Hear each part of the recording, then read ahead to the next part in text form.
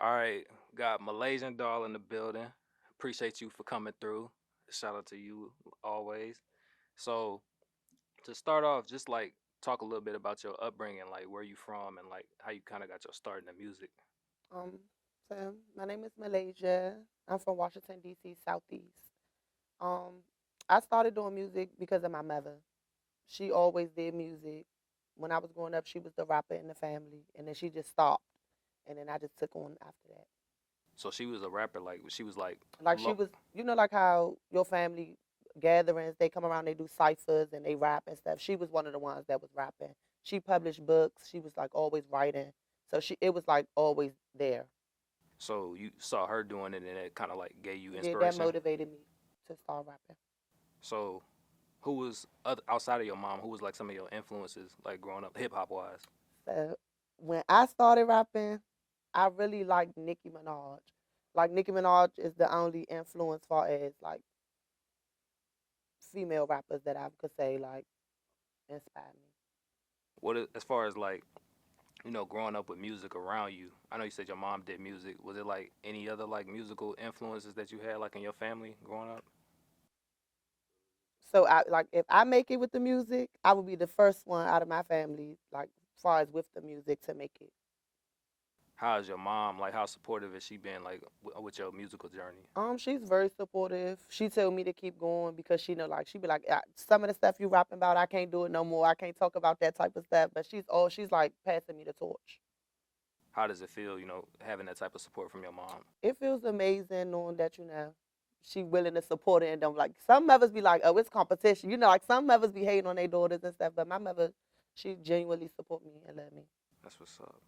So how'd you get your name, Malaysian Doll? I know your name is Malaysia, but So like, my name is Malaysia, and I feel like like I do my makeup. I always keep my hair done, so it's like that's what dolls do. They dress up, and it's just like makeup. So I'm just like Malaysian doll, and it was just like Malaysian doll. okay.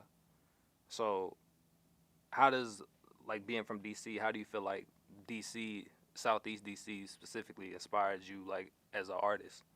So growing up in Southeast DC is hard. So it's like when you have like this is your calling. When you have a talent, that's your calling.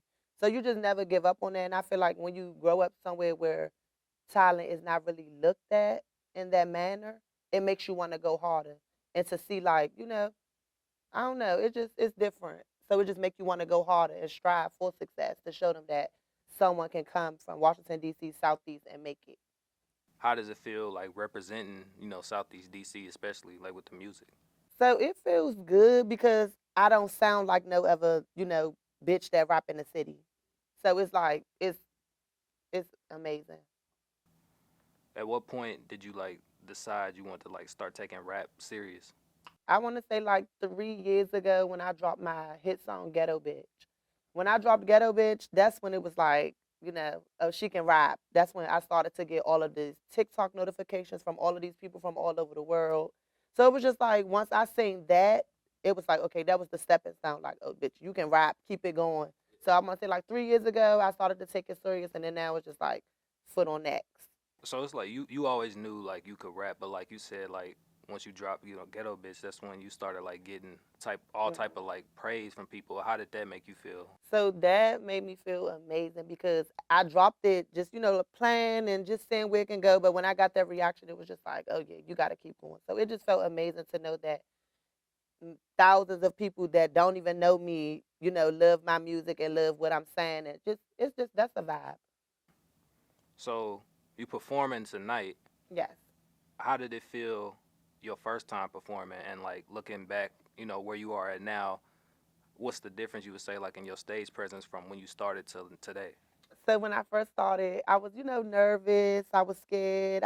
You never want to get that, oh no, she's some shit. You don't want that. As an artist, that is like the worst fear of mine. So like from then to now, I want to say it's a 10 out of 10 now. At first, it probably was like a 5 out of 10 because I was nervous. I was scared.